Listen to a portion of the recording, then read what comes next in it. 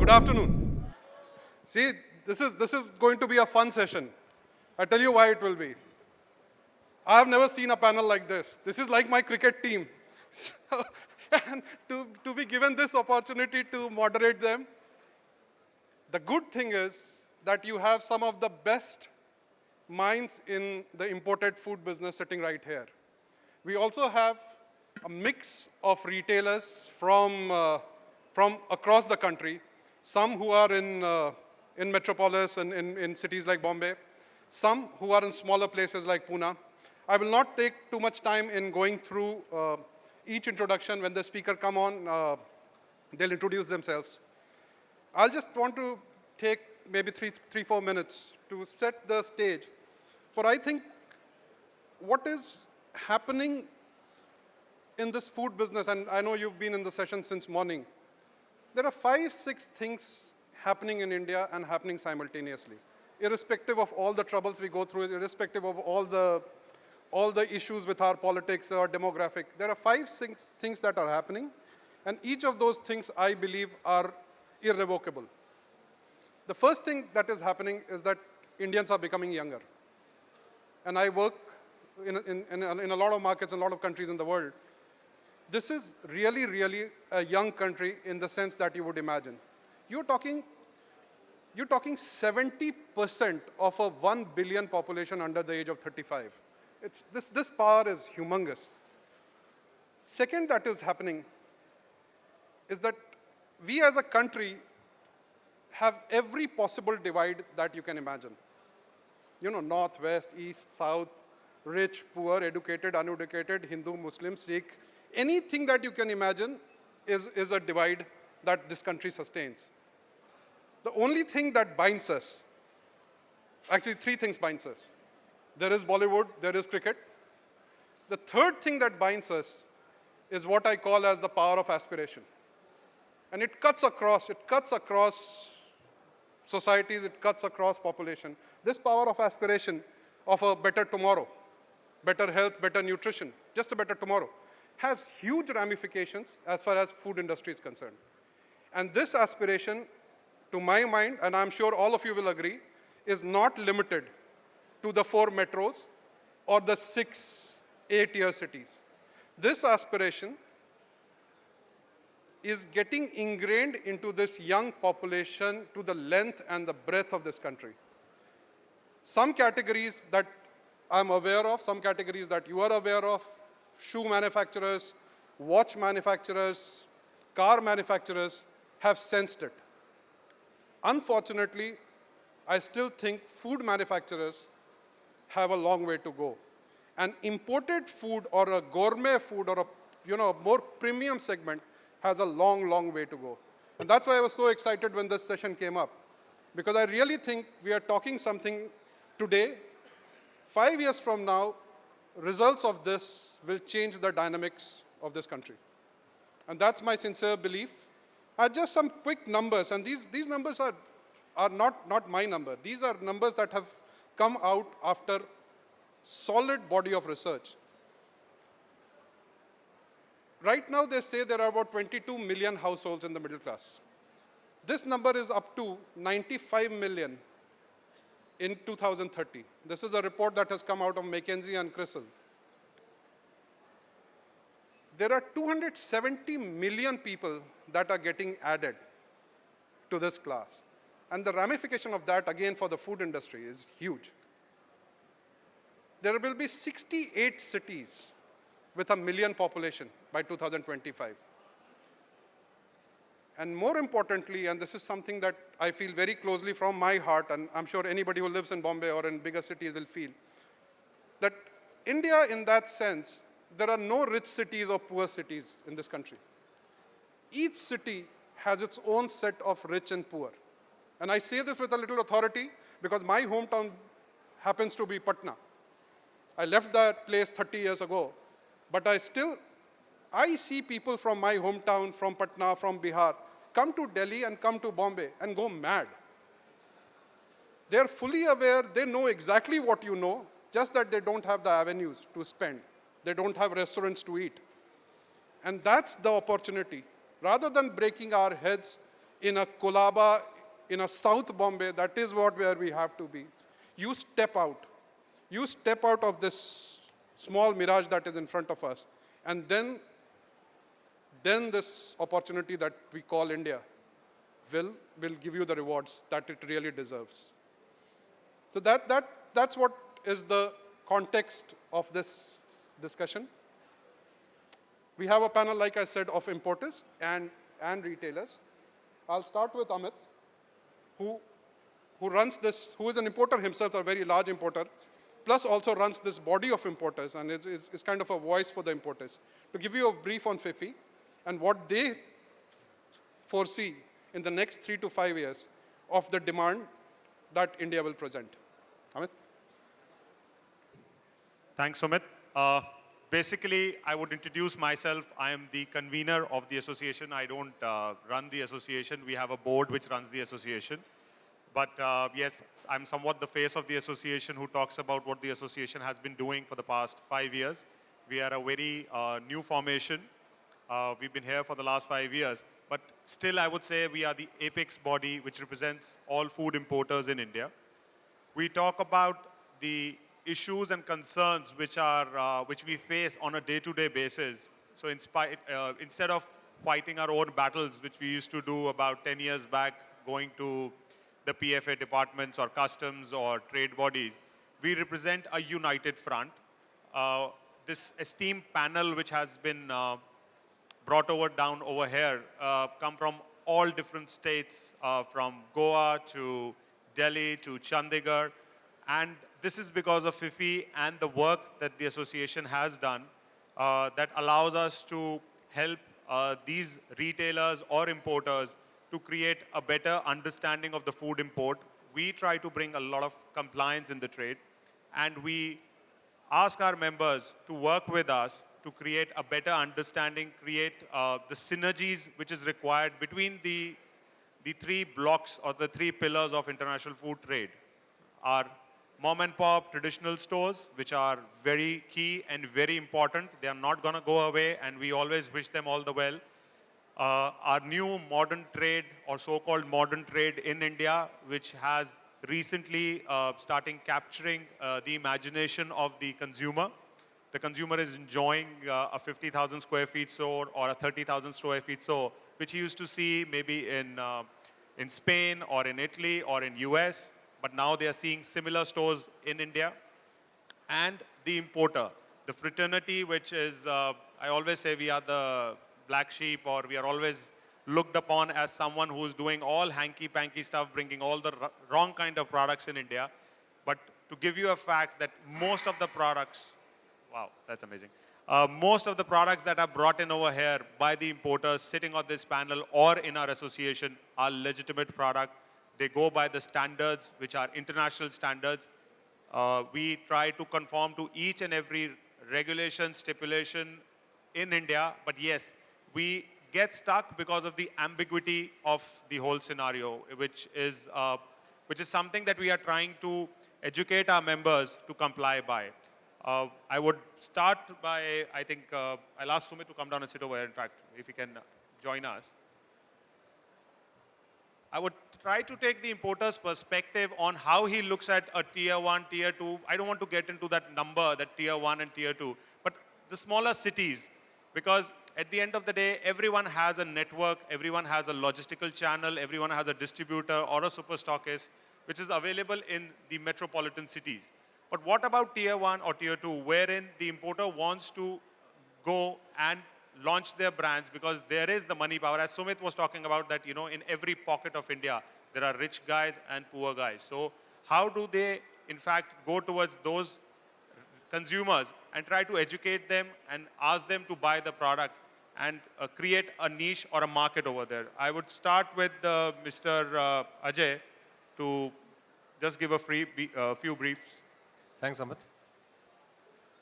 We are basically into imported meat products. Tier 1, Tier 2, or I would say the most important growth that we are seeing in India are these smaller cities, if I may say. 4 or 5 years back, you know, I was with a friend in Nagpur, And I asked him, why don't we open a meat shop here? You know, imported meat shop. And he said, yaar, kaun lega? Couple of weeks back, he gave me an offer. Why don't we start a meat store here? My point here is that, as Amit has said, and Sumit earlier, that the growth of the Indian consumer is phenomenal. They are very, very educated now.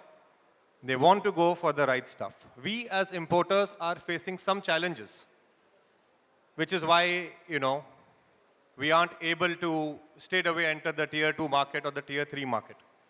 Now, the challenge is not only the retailer. The challenge is the coal supply to make sure that the product reaches in its proper state. And of course, to convince some of the retailers to allow us to do some samplings and promote us. As I said, from 5 years or last 7 years since I'm in the business, we have seen a huge growth, huge change in the entire economy, in the entire way. I can speak for imported meats. Of course, there are distinguished guests here who are better informed about other products. But I can speak about meat with authority, that when we started Hypercity about 6 years back, the meeting was, ye koi kharidega? And they said, give it a shot. And today, things have changed. And we have regular phone calls coming in from Indore and from other 2-tier, 3-tier cities, where people are highly desperate and wanting the products to come there. Solution, I would like to cut this short, is that we need to establish a coal supply chain by which we can comfortably send the material in its proper state and give it to the end user. Thank you. Thanks, Ajay. I would like to shift the onus now for Mr. Lakshmi Chand. He owns 2 stores in Mumbai, which are society stores. Lakshmi Chand ji, आप क्या basically ऐसी activities करते हैं to entice or to educate your consumer? First of all, we educate our staff. Customer अगर हमारे से pasta मांगता है तो हम पास्ता तो देते हैं, लेकिन पास्ता के साथ और क्या क्या चाहिए ये हमारा स्टाफ उनको एजुकेट करता है कि अगर आपको चीज़ चाहिए या ब्रोकली चाहिए या आपको बेल पेपर चाहिए या ऑरेगानो लगेगा, क्या लगेगा. सो बेसिकली कस्टमर अगर एक चीज़ खरीदने आता है तो उसको ये पता नहीं है कि उसके साथ उसको और क्या क्या लगेगा. सो बेसिकली हम हमारे स्टाफ को एजुकेट करते हैं at one end. Second end पे जो हमारा डिस्प्ले है वो ऐसे अलाइन किया गया है कि अगर वो पास्ता है तो उसके बाद में उसको जो जो इंग्रेडिएंट्स लगते हैं वो हम रखते हैं, बट कस्टमर को ज़्यादातर तकलीफ नहीं होती. So we do merchandising like that. Thank you. So what I am understanding, then what you're saying is that seems like there is a lot of work that still needs to be done in the established so-called markets like the Delhis and the Mumbais of the world. While what I hear from you, it means that while simultaneously this is going on, there is also this other huge chunk of opportunity that waits. Why don't I go to somebody like Jahangir? Now you do some very high-end products. Where do you see yourself, say 3 to 5 years? I know there are these pockets that are getting created in the metros, but as from a fortune, your company point of view, where do you see that growth? Do you see tier 1, tier 2, tier 3 cities coming into play? Yeah, hi. I'm Jahangir Lawyer from Fortune Gourmet Specialities. Yes, I do. Actually, I see a basic move from necessity to lifestyle, and that is happening on a pan-India basis. A good point that that both Sumit and my distinguished colleague made was defining a city as a tier 1 or tier 2 city is a hard thing to do. For instance, you could be in a neighborhood like South Extension in Delhi or Altamount Road in Bombay and still have slums that are part of your neighborhood. So it's hard to define. Every city has got the potential, And the growth curve is there. I think it is definitely going to be there, and there's a definite shift from moving from a basic need to an indulgence or a lifestyle choice. As far as educating people goes, I mean, half our battle nowadays is actually one. You switch your TV on, and somebody showed me this statistic, and if you go through all your channels, whether they are Oriya, Tamil, Gujarati, so on and so forth, at any time of the day, you will hit at least five to seven food shows that are going to be playing. Food has become something which is sort of a barometer of where you are in life. People define themselves by what they know about food, what they eat. The tier one and so-called tier one and tier two cities, I think, are potentially where the future is. These are people who as you mentioned in the introduction, who will come to Bombay and know exactly what they want to buy and what they want to take home. It's the availability that's not there. Creating that availability and getting out to them and reaching out to these so-called tier one and tier two cities is a challenge that most of us will face. Cold chain logistics, as you mentioned, is something that is not as developed as it is in the larger cities. Educating of the retailer and what the retailer should be doing for storing the product correctly, so that they in turn can pass it on to their staff, as the distinguished retailer was talking about, is an important thing as well. But the future is definitely bright, and the future is there, and I think this is going to continue to grow and be a very, very fruitful place to be. It's really heartening to hear that from you. When an importer with such premium products, such product, temperature sensitive product, also feels that there is that growth potential coming in through that. How about somebody like Mr. Bajoria, where you have a wide range of product and you're extremely aggressive in your shelf placement, and I see your product all over the place. How do you see that growth going forward in smaller cities? Good afternoon. I think it's good evening, everybody. I'm Sanjay Bajoria. I remember 5 years back, me and Sumit, we were in the same forum, and that time the topic was, is the Indian taste bud ready for the international food? Today, I think we have graduated much enough to talk, is the Indian taste bud in the tier 2 cities need international food? So definitely we have walked a long step in this years. So there has been a lot of hard work done by everybody. It's no doubt about it. See, the most important thing is Indian consumers are very well educated. The TV shows, what Mr. Jahangir was saying, or modern trade, even the grocery stores now converting themselves into supermarkets. Everybody has played a very big role in bringing Indian consumers different type of food, whether it is Indian or international. Earlier, the choice was restricted. Today, the consumers have a bigger choice. Now, when we talk about the brand, what we do, American Garden, we had always tried to go into tier 2 and 3 cities, because the kind of product what we do is not restricted to metropolitan cities. So we have very closely worked with smaller towns. I can name a few if you want: Guwahati, Gangtok, Siliguri, Udupi, Mangalore, number of small cities, and the response there has been phenomenal. हम बचपन से कहावत सुनते हैं हिंदी में कि प्यासा कुएं के पास जाता है. We need to do उल्टा. कुआं प्यासे के पास जावे तभी हमको सक्सेस मिलेगा. So we importers has to go to the consumers in tier 2 cities to make ourselves available. So that is very important.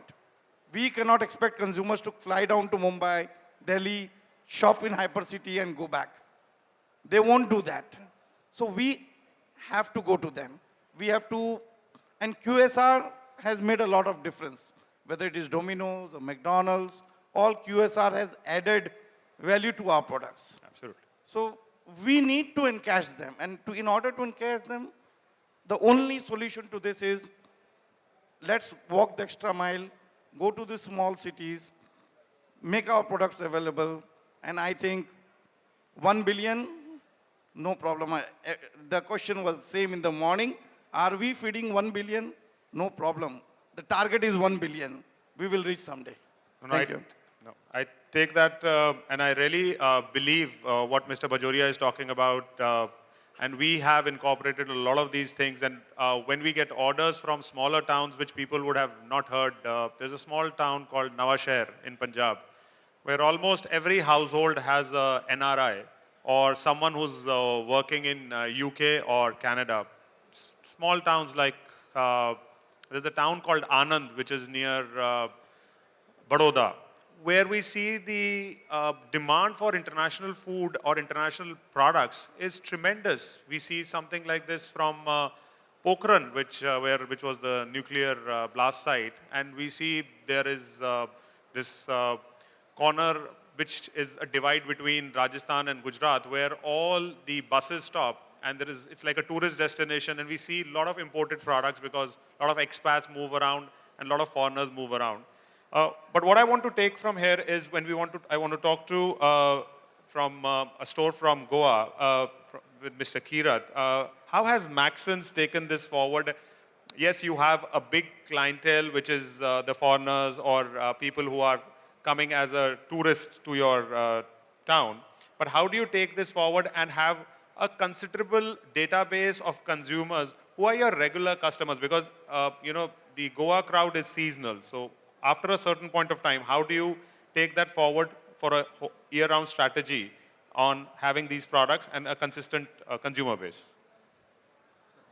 Thank you, Amit. I represent Maxon's. We run a chain of 10 convenience stores in Goa. I feel most uncomfortable when I sit in groups like this and people talk about tier 1 and tier 2. You consider Goa, we may be tier 4 or tier 5 or whatever. Just consider a population of 1.5 million in the whole of Goa. I think our neighbor at Kandivali, Borivali will be having more number of people over here. So for us, it's an absolute challenge to make sure that imported products move at our stores. Very fortunately for us, Goa is a very, very evolved market. It's not just a tourist market, as Amit says. It's a very evolved local population that we have in Goa. People who have traveled the world, who have traveled the globe. If you go to a certain part of Goa, which is South Goa, you will see at least 1 or 2 people from every family who are working abroad. Either they are working on cruise liners or they are working on hotels abroad. So these are the people who are actually been exposed to international quality food. They are the people who don't need to be fully educated. Our challenge here is how do you educate the other masses? For us, we try to create a certain niche for ourselves in all our stores. So we are not just another store in Goa, though we've got 10 stores running over there. How do you create this niche? We sell something like more than 30% of our total sales come from the imported segment category. We've continuously been talking, and I think 6 or 7 of us sitting over here who are our key importers are the people who are actually feeding us that percentage. And we've continuously been after all the importers to say, people here in Goa especially are not looking at one-off offers. They're not looking at a buy one, get one offer. They want to know how these products can subsequently be used in their kitchens. So we try and make sure that we have demonstrations of products, how they can be used, because these are high-priced products. And these products need to be used properly. I'll just give you a small example.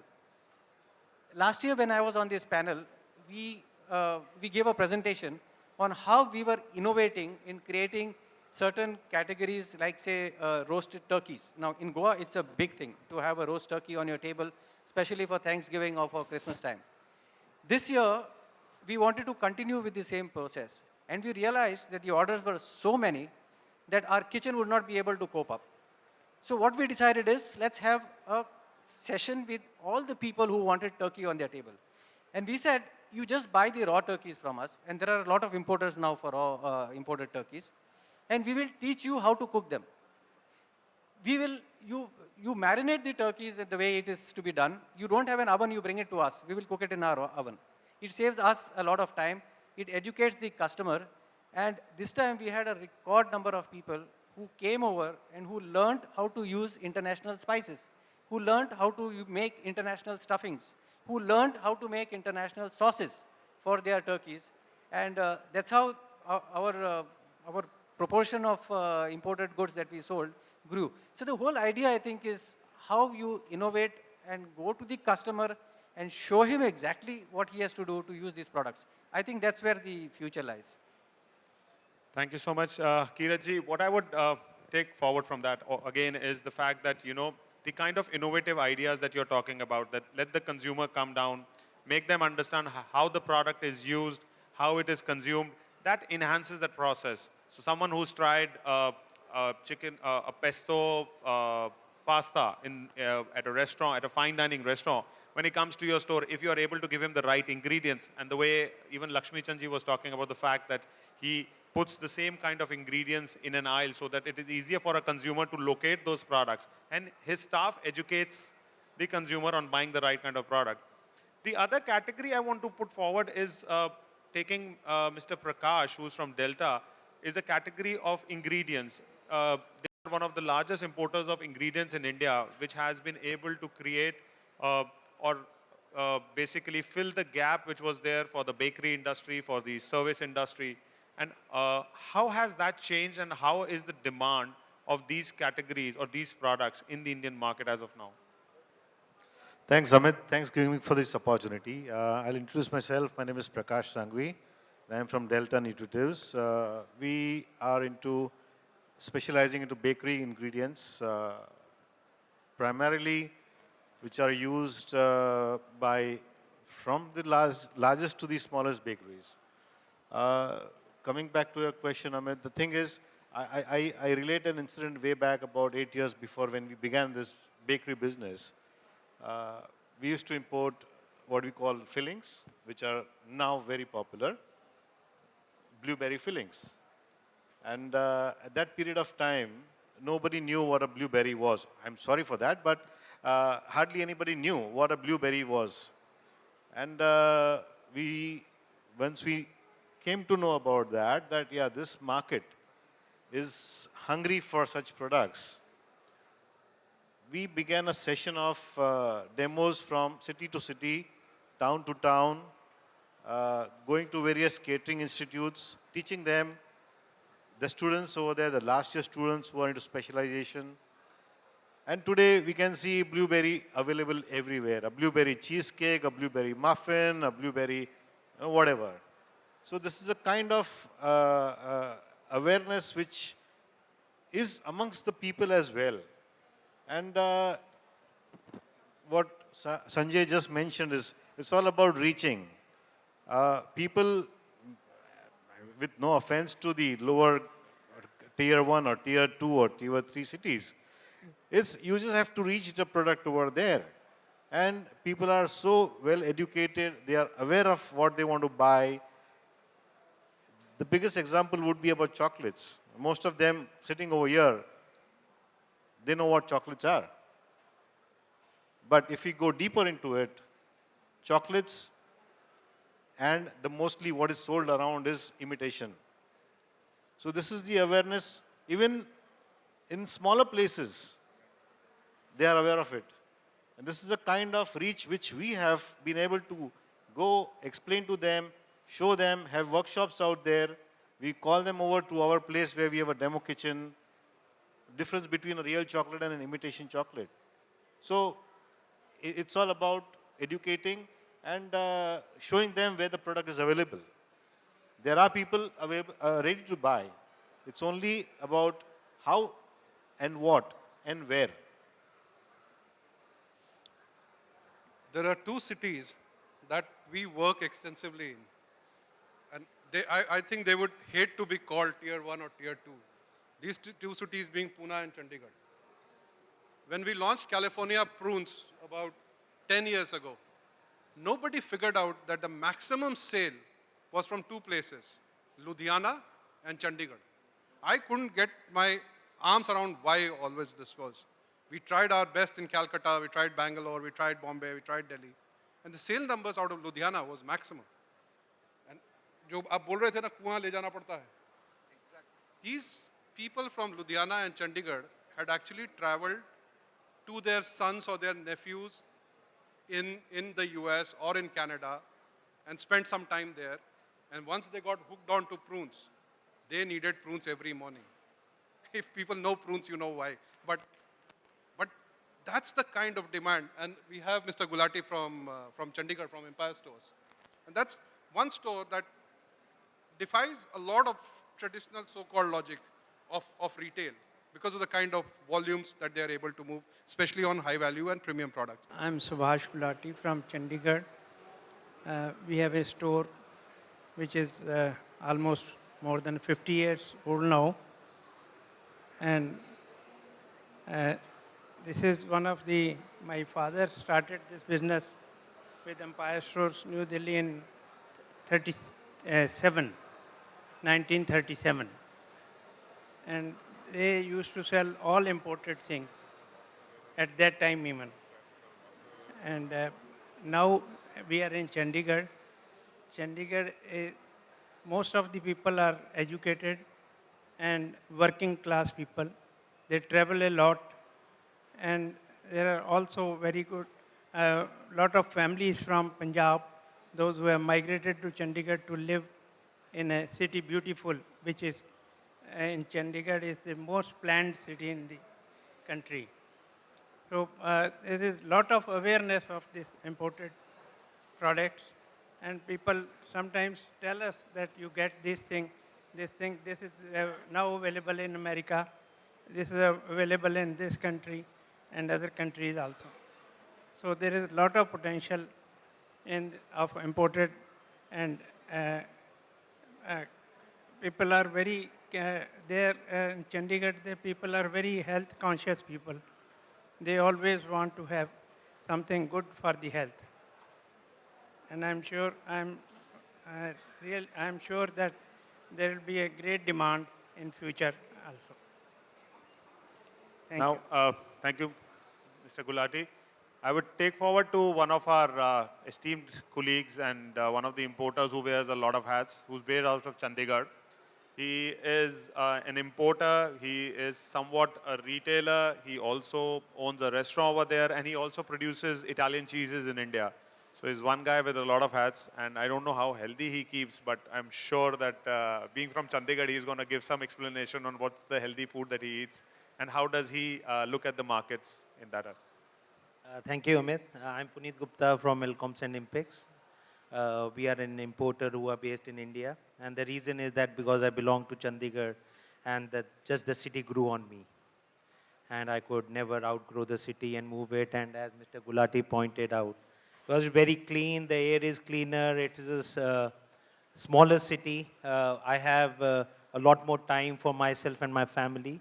And Mr. Doma, probably I'm eating a lot more healthy food than I'm supposed to, right? So that probably answers your question. What I think is that even in the tier 1, tier 2 cities, now people are very well educated. They have a lot more time to cook, to experiment, than probably in a bigger city where they are more stressed out on the time bit. The women in the house, young girls, our wives, or whoever, they are more trying to innovate because they have a lot more time with it to cook around. So they are ready to experiment. And now what is happening that even whenever a big brand is launching in India, they definitely, whether it's a QSR, whether it is a Chinese restaurant, Italian restaurant, now they have started coming down to opening those restaurants in the tier 1, tier 2 city because they realize that there is a lot of pent-up demand there as well. So once that is there, then definitely, and the rentals are lower in the smaller cities, tier 1 cities, which give, for example, for a store, if he has to open in Mumbai or Delhi, there is paucity of space there. And while in a city like Chandigarh, Ludhiana, there are much more avenues to open up a bigger store where the products are very well displayed. And since now everything is a global village, I think people are traveling all around. and they are ready to experiment, and that is the reason for growth which I see. Thank you. In fact, what you said on QSR, I have some numbers. And the number just blows your mind. And this is a number that came from CRISIL. The QSR right now is 3,400 crore market. Yes. In next 3 years, the CRISIL report says that it's going to double to 7,000 crores. Yes. That's the put. And they say that 68% of this growth is going to be fueled by small and medium cities. That's a mind-blowing number of a QSR market growing twice its size in less than 3 years. And I wanted to come to Pune.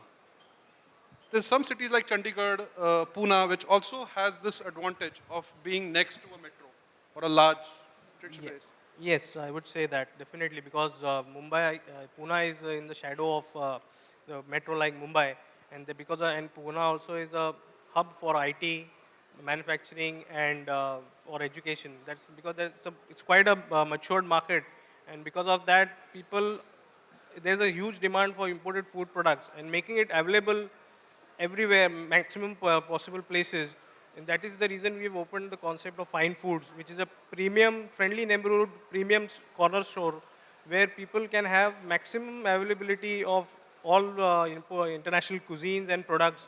And basically people would like to try different cuisines, and they should be available, readily available. And that's what we've been trying to put in our stores, is maximum range and maximum variety of cuisines, so that the people can come and try it. And that's what the concept of Fine Food has been. This has been a friendly neighborhood corner shop premium store. Thank you. What percentage of your sales would be imported?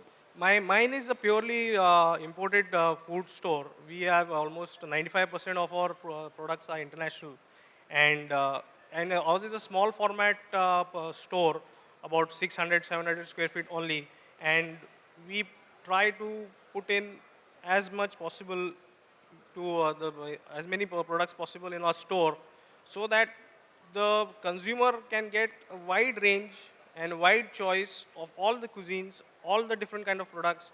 And in our store, we like to portray the products and the brands as if they are like what the FMCG, the local FMCG people do. We try to display the brands in a proper way, and we put up merchandising of the branding and merchandising of the products as if similar to what the FMCG stores do, so that people get more aware, and they get these brands get more, the imported brands get more. But what about the Yes. footfall? How many people do you think? Pardon? What about the footfalls? Say on a regular day and on a weekend.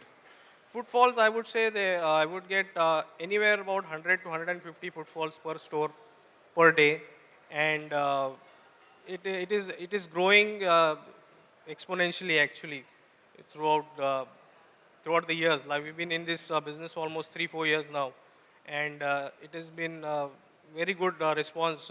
Last 3 years back, the footfall I would say would have been 25-50. Now it's about 100 plus all stores.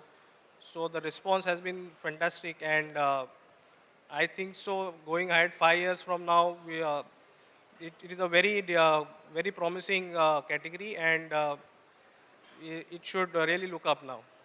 Thanks. So now from Pune and Chandigarh, which might have low rentals, let's move around to Delhi. Delhi से हमारे एक retailer हैं. ये लोग, they had a kirana store which used to sell your staple dal, atta, chawal, chini, called Santlal Ramji Das, which was in a very affluent colony in Delhi, which is called Hoskas, which is also coinciding with another colony, which is Mayfair Garden, where the top-notch industrialist of Delhi stay. In लोगों ने, they outgrew their store, and they have now, in the last 1.5 years, opened up a new store, जिसका नाम Gourmet Store है, जिसके अंदर ये major international categories from cheese to meat to dairy products to beverages to saffron, they sell a lot of products. तो मैं पुरुषोत्तम जी से ये जानना चाहता था कि किस तरीके से उन्होंने क्यों ये decision लिया, और वो अपनी market को कैसे cater करते हैं, क्या services वो अपने consumer को देते हैं, कि वो कंज्यूमर एक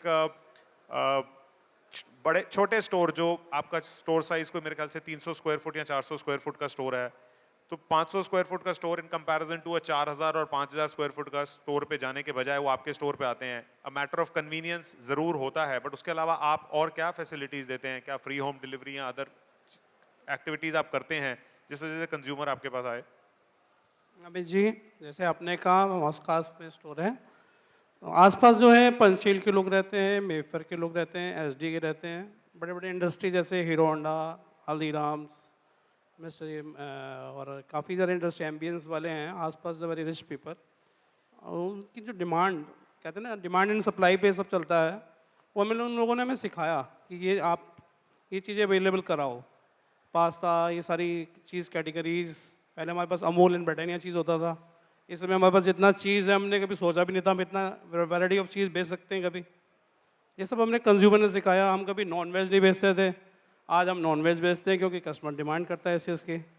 हमारे स्टोर के अंदर जो भी चीज़ें हैं, हमने जब स्टोर खोला था तो 40% चीज़ें हमने अपनी मर्जी की रखी थी, 60% हमने कस्टमर की चॉइस पे रखी. जैसे जैसे हमने एक नया स्टोर खुलता है तो सब देखने आते हैं, तो वो सब कस्टमर हमारा जो स्टोर है 1958 से है, हमने वहाँ पर कंज्यूमर को बताया हमने नया स्टोर खोला है. वो हमारे नए स्टोर में आए, उनको हमने अपने प्रोडक्ट दिखाए, उन्होंने और आइटम्स बताई, आप वैराइटीज़ बढ़ाओ. हमने कस्टमर के हिसाब से वैरायटी को बढ़ाया. अवेयरनेस उन्होंने हमें कस्टमर ने ही दी कि आप ये चीज़ें बढ़ाओ और बढ़ाओ. आज हमारा मेरे ख्याल से जगह कम पड़ रही है और वैराइटीज़ बढ़ती जा रही है. हमने मिल्क अभी तक हमने 40 रुपीज़ 60 रुपीज़ बेचा था पर लीटर, आज हमारे स्टोर में 275 लीटर भी मिल्क बिकता है. बिकॉज कस्टमर डिमांड करता है, डिमांड एंड सप्लाई का खेल है सारा आपके इसके अंदर. So clearly what appears to me that there is no dearth of demand. Small stores in big cities, big store in small cities, we can go. The thing that we have 10-15 minutes, the thing that has not got addressed is supply chain. It's all fine that, this is that demand and this is that consumer who is asking for newer products, and you have chefs in the audience, and chefs have done wonders in this country. The shows that are now on TV, people are seeing them across. And clearly there is a demand that comes up right after that. So I just wanted to ask Bangaji from Banyan, how do you think, sir, it's all there, like Mr. Bajoria said, 5 साल पहले कोई ये नहीं कहता था कि बॉम्बे में कैसे पहुंचेगा. Now at least we are moved to that stage that we are now talking Pune, Chandigarh. Hopefully one day we'll move where we'll talk Patna. But the question is, what about the supply chain? When Bajoria ji say कि कुएं को लेके जाना है वहाँ पे, so he's talking about product only. कि भी marketing करनी है, sale करनी है, माल वहाँ पहुँचना चाहिए, but he's not talking about putting infrastructure there. What we need that tier 2, tier 3, tier 4 cities, you need to have infrastructure there.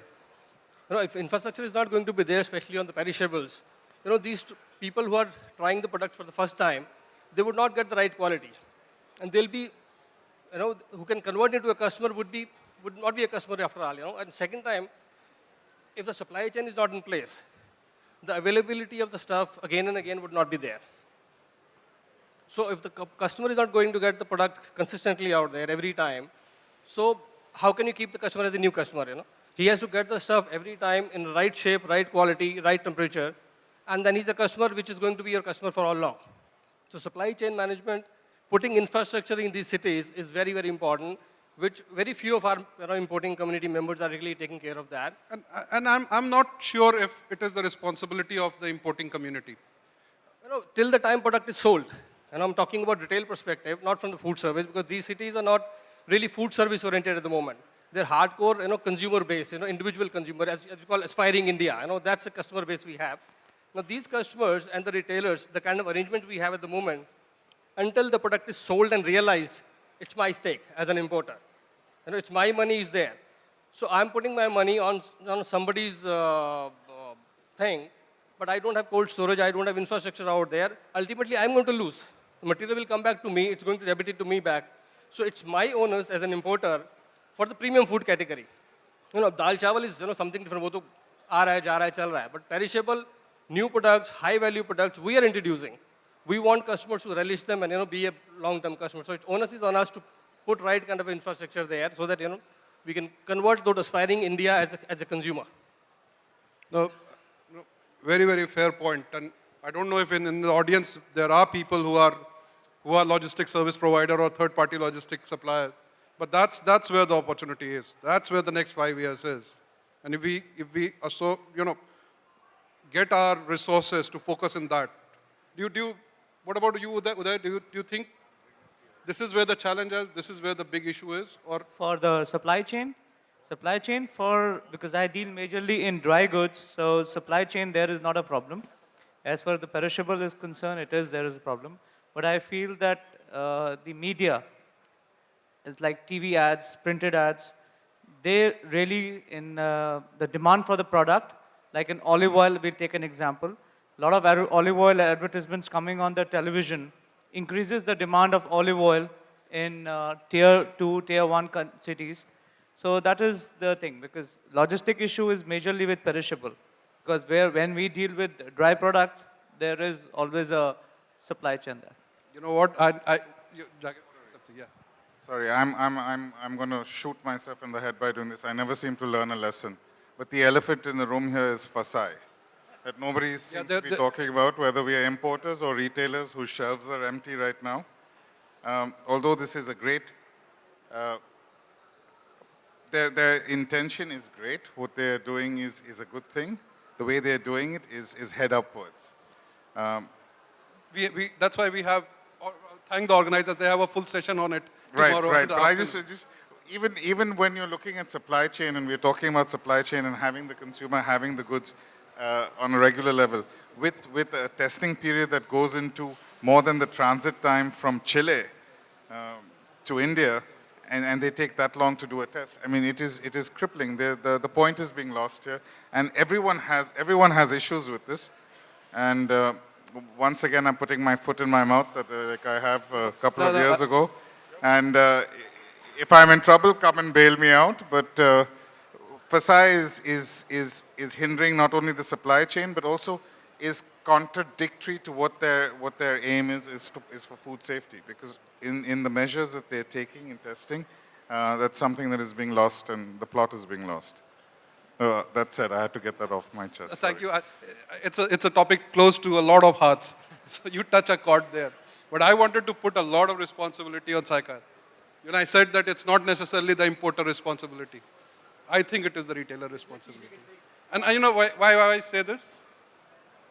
We work a lot in the cold chain area. And when people tell me that there is no cold chain in India, I disagree. I disagree very sincerely. My point is that you are able to sell a danda of ice cream in the remotest village in Odisha at -18. Howsoever he takes it. He takes it with ice on his cycle and he takes it there. But the fact is, there is an ice cream being sold in the remotest place in Odisha. The polio drops managed to reach each nook and corner. So I think once the retail gears up and it puts in a set of measures for both the product integrity and supply chain, I think there will be people in the audience or people in the food industry who will take this up. What do you think? Sure, I think this is one area we lacked. I mean, it's not talking about a retailer like us, we Spencers. Talk about any retailer in the country where there is a major issue with the back-end integration, there is an issue with cold chain, there is issue with cold storage even. I mean, and this is the kind of issue which Sumit is saying correctly, that this needs to be taken up by the retailers. But to tell you the fact that the retailers have taken it up very, very strongly, and the kind of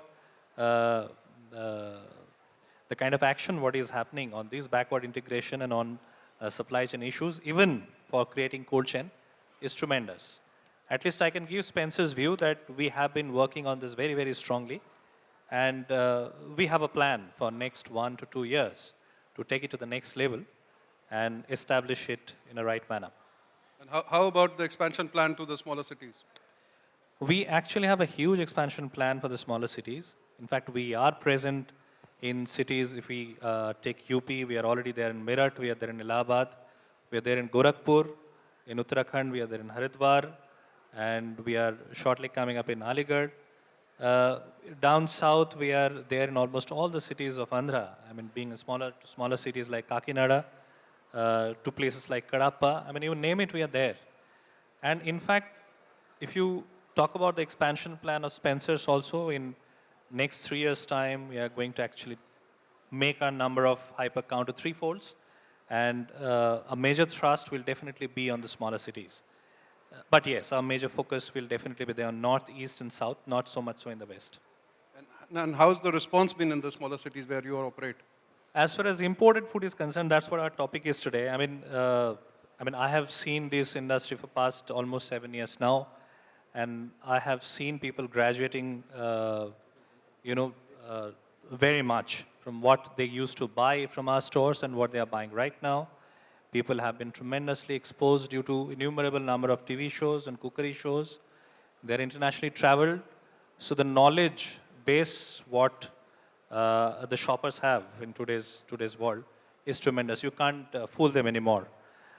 So actually earlier, what at least 2 years back or 1 year back also what used to do for so-called tier 2 to tier 3 cities, we used to keep imported articles who are possibly impulse items. People buy through impulse. And tier 1 cities or A-grade cities, we used to keep both impulse and planned purchase. So when we talk about planned purchase, what some of our panelists were discussing, where we take out some of the cuisine, some of the recipes, and we try to make sure that all the ingredients are present in the store for completing one particular recipe. But nowadays, we are seeing the change, even in the smaller cities, the purchase is not restricted to impulse only. It is both planned and impulse. So there are some massive data which is coming up. Recently, we have opened up a store in a place like Dhanbad. I was sharing with some of you, and Like people used to drive down, from Dhanbad to Calcutta to procure those things. Now they feel so very good. They feel ecstatic that they have that kind of store in Dhanbad. Now we have seen people coming down from Bokaro, driving down from Bokaro to Dhanbad to pick up those products. I mean, so that accentuating is happening, and happening very, very fast. Great, thank you so much. I think we have 3-4 minutes left. Is there any question in the audience? Since we have a large panel, please identify if you want to ask somebody specific. Yes, sir. There's a question. Please identify yourself as well.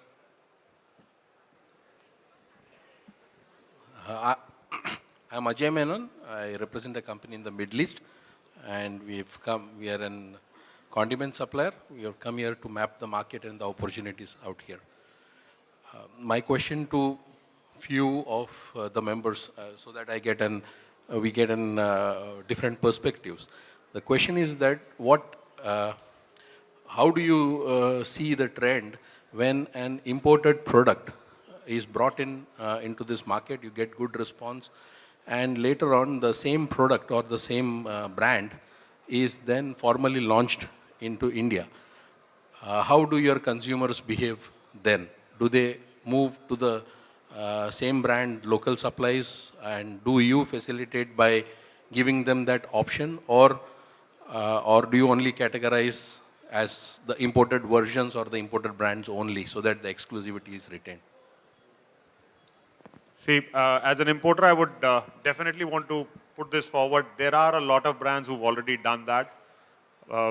Oreos, which was a brand from Kraft, which now comes under Cadbury, was earlier imported by importers, now is locally produced in Punjab. So what I believe is once the brand has created a market for itself, then there is a very thin line where the consumer does not feel bad that the product is produced in India, as long as the quality, the packaging, and the other aspects remain the same. What we find is that certain times, as a measure of cost cutting, when the international brand which produces a product in US or Canada or New Zealand or Australia, when they come into the Indian market, they launch the brand with a price factor in place, wherein the quality is somewhere compromised in comparison to the original product. So the quality of the cream, the quality of the ingredients, that becomes a problem for us. But otherwise, what we believe is after a certain point of time, it really does not make a difference if the brand is produced abroad. But yes, in the initial stages, the brand value is because of the aspiration, the new product of the international brand. I would ask any of the other importers who wants to take this, and if maybe... I also think on the same lines, for example, Hershey's, they have also localized the product and they have got reasonable success. But it doesn't mean that if you start localizing the product, it would be 100% successful. You have to see how widespread the consumption is, and seeing the volumes, you need to decide whether localization makes sense or not. If the market is not large enough and you go in for localization, it can boomerang as well. Because once a person is localizing, then obviously he wants to touch a larger consumer base. And if you want to touch a larger consumer base, either the pack size has to be smaller, or there has to be some difference in the ingredients generally, so that you can tap into a larger, it would be beneficial for the person who's localizing the product, because obviously you are setting up a factory and making millions of dollars of investment, right? So probably you need to take a call on that. Unfortunately, the time does not permit. So we'll all be around. And I see a team waiting at the back. But you got to give it up for us for keeping this session on time. I've never managed this. So thank you, audience. Thank you, all of you. Thank you so much.